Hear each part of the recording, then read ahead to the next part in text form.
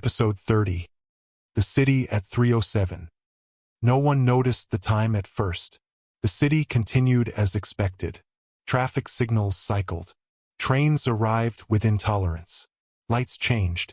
People moved through intersections without awareness of alignment. Nothing suggested anomaly. At 3:06, the city behaved normally. At 3:07, it did not stop. That was the first mistake people made in describing it. They said time froze. It did not. Time continued. Movement continued. Only coordination failed. A pedestrian stepped off the curb and felt certainty that the step had already been taken. The foot landed anyway. The sensation arrived late. The body corrected automatically. Across the street, a car braked slightly too late, not enough to cause impact. The driver felt the stop complete before pressure reached the pedal. No collision occurred. No alarm sounded. At a nearby station, a train announcement played twice with no gap between repetitions. The second iteration overlapped the first. The message remained understandable. Passengers did not react. The overlap did not register as error. The city absorbed it. At 3:08, small inconsistencies accumulated. Doors opened before hands reached them. Elevators arrived before buttons were pressed. Conversations concluded without final words. People did not feel panic. They felt efficiency. The sensation was subtle, as if the city were anticipating movement and completing it on behalf of its occupants. At 3:09, a traffic signal turned green without cycling through yellow. Drivers proceeded without hesitation. No honks followed. The skip felt acceptable. The system was not broken. It was compressed. At 3:10, someone checked the time. They expected delay. They saw confirmation. 3:10. The clock advanced normally. Minutes were intact. What had changed was alignment. The city had moved slightly ahead of itself. A woman entered a cafe and found her order ready. She had not placed it. The barista did not question it. The receipt displayed her name. The payment processed. She accepted the cup. The exchange ended cleanly. At a government office, a form stamped itself. The clerk noticed only afterward. The stamp date was correct. The sequence was not. They shrugged. At 3:11, a group of people stopped at a crosswalk and realized they were already across the street. They did not remember crossing. They remembered arriving. The memory did not disturb them. They continued walking. At 3:12, someone attempted to slow down deliberately. They paused mid-step. The city did not pause with them. Others flowed around. The pause felt inappropriate. They resumed movement. The city rewarded compliance. At 3:13, a power grid reading showed a brief anomaly. Load predicted consumption accurately before usage occurred. The system adjusted preemptively. No outage followed. At 3:14, a hospital discharge was completed before final checks. The patient left. The paperwork aligned afterward. No harm resulted. The event was logged as normal. At 3:15, the city reached equilibrium. This was the most dangerous moment. Nothing appeared wrong. The compression stabilized. The city functioned smoothly, better than before. Wait times shortened. Congestion dissolved early. Delays resolved themselves. People moved with minimal friction. The improvement felt deserved. The system had optimized. Those who noticed sequence felt displaced. A man standing at a bus stop felt the arrival before the bus appeared.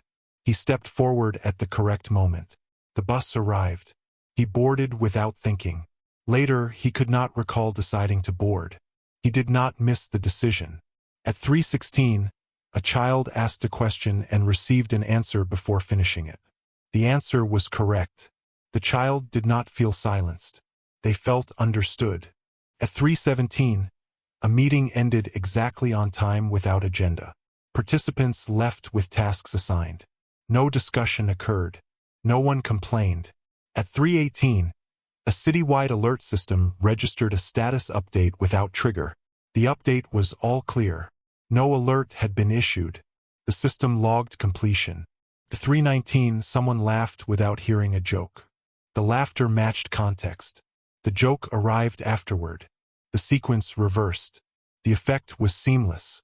At 3:20, those sensitive to process began feeling pressure. Not fear, compression. The city felt dense, as if too much had been resolved too quickly. They attempted to resist. Resistance did not halt the city. It isolated the individual. Those who slowed felt out of sync. They were not punished. They were bypassed. At 3:21, a circled individual noticed the list. It was present, unchanged. The time did not register on it. The city was not being sorted. It was being synchronized. At 3:22, the old man did not appear. There was no hesitation to resolve. Everything was already resolved. At 3:23, a car completed a turn without turning. The path was assumed. The vehicle aligned itself. Sensors corrected. The driver noticed nothing. At 3:24, a message arrived confirming an appointment that had not been scheduled. The appointment occurred anyway. The person attended. They did not feel coerced. They felt expected. At 3:25, the city's noise profile changed. Not louder, more uniform. Variations flattened. Sirens blended into traffic hum. Voices matched cadence.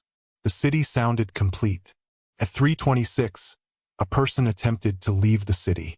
They boarded a train. The train departed. The destination shifted. Not by distance, by relevance. The city did not allow exit at that moment. The train returned them elsewhere inside. They did not object. At 3:27, a building finished construction. Not physically, administratively. The permits closed. The inspections passed. The building remained unfinished. Work stopped. The city considered it complete. At 3:28, people stopped checking time. There was no reason. The city moved ahead of clocks. Clocks followed. At 3:29, someone asked why things felt easier. No one answered. The question ended. At 3:30, the compression loosened slightly. Not enough to notice, just enough to prevent fracture. The city had reached a controlled state. The system had tested scale. What had happened to individuals was now happening to infrastructure. Time was no longer correcting one life at a time. It was optimizing an environment. The city at 3:07 had not frozen. It had remembered its future all at once. The cost was invisible. For now, those who still valued process felt displaced. They did not know why. They did not speak. The city continued. The minute passed. The effect did not reverse. 3:31 arrived. Everything worked. Better. The danger was not malfunction. It was success. After 3:31, the city did not return to baseline. It adjusted. The compression did not disappear. It distributed itself. What had occurred in a narrow window became ambient. The city no longer surged forward. It remained slightly ahead of itself. People adapted without instruction. They arrived earlier than intended. They finished tasks before realizing they had begun. They stopped checking messages because responses appeared before questions settled. The effect was not uniform. Some neighborhoods felt unchanged. Others felt completed. The difference was not economic. It was procedural. Places built around waiting experienced the greatest shift. Stations, offices, courts, clinics. Anywhere delay had once been structural, resolution arrived first. A courtroom concluded cases before proceedings began. Judgments were filed. Appeals were unnecessary. No objections were raised. Those involved felt relief rather than confusion. A hospital adjusted schedules automatically. Patients were discharged when outcomes stabilized, not when tests completed. The tests followed later and confirmed what had already been decided. No one protested. The results were correct. At least initially, the city learned. Traffic rerouted itself hours in advance of congestion. Construction zones completed administratively before physical progress matched. Businesses closed smoothly without announcing closure. Customers stopped arriving days earlier. The city did not collapse. It refined. Those sensitive to sequence noticed something else. The margin for dissent narrowed. Not eliminated. Shortened. Objections arrived late. Alternatives felt irrelevant. Debates ended without tension. People who attempted to slow processes were not opposed. They were bypassed. Meetings ended without them. Decisions finalized elsewhere. Their input arrived after closure. They felt unnecessary. The city did not expel them. It rendered them inert. A circled individual attempted to reintroduce delay. They requested review. They filed appeals. They asked for justification. The city responded with outcomes. Documents closed. Access revoked. Processes ended. The individual was not punished. They were exhausted. They stopped intervening. The list did not update. The city did not require sorting. It required flow. At 3:07 the following day, nothing happened. That absence mattered. The system had learned what it needed. The compression no longer required a trigger. It persisted. Subtly, people began noticing that errors had vanished. Not mistakes, disagreement, contradiction, uncertainty. These did not disappear entirely. They shortened. They collapsed quickly into resolution. The city had become decisive. This was celebrated. Reports praised efficiency. Productivity metrics rose. Delays vanished. Satisfaction surveys improved. No one measured possibility. That metric no longer existed. A small number of people felt something missing. Not opportunity. Pause. They noticed that moments no longer stretched. Anticipation collapsed into arrival. Reflection dissolved into action. They felt displaced in time. Not behind. After. They described it poorly. They stopped describing it. The city responded to this minority quietly. Access points closed. Transit routes shifted. Services reclassified. Those who resisted found themselves moving through fewer decision spaces. Their days simplified. They were not harmed. They were compressed. The old man did not appear. There was no indecision to resolve. The city itself had become decisive. Scars appeared rarely now. Bodies no longer required correction. The environment absorbed misalignment. Sleep consolidated aggressively. People woke knowing what would happen that day. Not as memory, as inevitability. Future memory became environmental, not personal. People stopped remembering futures individually. The city remembered for them. Calendars filled themselves. Schedules aligned without coordination. Conflicts dissolved before recognition. The city felt calm. Too calm. One event disrupted the illusion. A fire alarm sounded without cause. The building evacuated. No fire was found. The alarm system logged resolution. The building reopened. People returned. The incident was logged as complete. But something lingered. The alarm had required reaction. People had moved without outcome. This reintroduced sequence. For a moment, the city hesitated. Just long enough for awareness to surface. Some noticed. They felt relief. Then the city corrected. False alarms were suppressed. Redundancies removed. The pause did not recur. The system adjusted to prevent unscheduled process. Another person attempted to create unpredictability. They acted irrationally.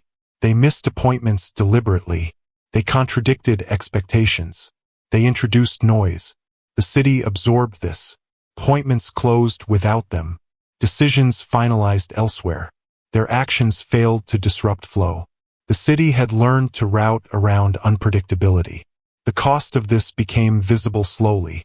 Creativity declined. Not art. Deviation. New ideas emerged less frequently. When they did, they resolved immediately. They were implemented or discarded without exploration. Innovation flattened.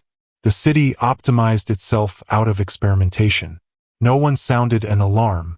The results were acceptable. The city was stable. Those who valued experimentation felt displaced. They relocated. Not physically. Functionally. They withdrew. The city did not miss them.